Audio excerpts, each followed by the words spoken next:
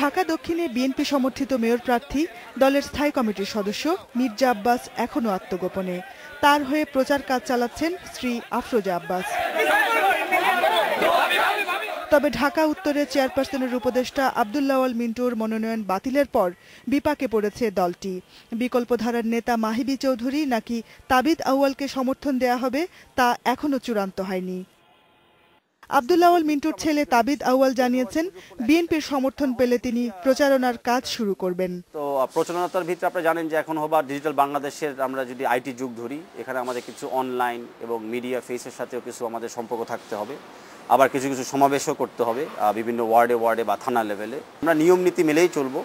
অন্যদিকে বিকল্পধারার নেতা মাহিবি চৌধুরীও বিএনপির সমর্থন আশা করছেন। যদি বিএনপির একটি প্রার্থী সংকট সত্যি সত্যি হয়, সেক্ষেত্রে জাতীয়তাবাদী চেতনার মানুষ হিসেবে তাদের সমর্থন আমি প্রত্যাশা করি। তবে দলের সিনিয়র নেতারা মাহিবি চৌধুরীকে সমর্থনের ইঙ্গিত দিয়েছেন।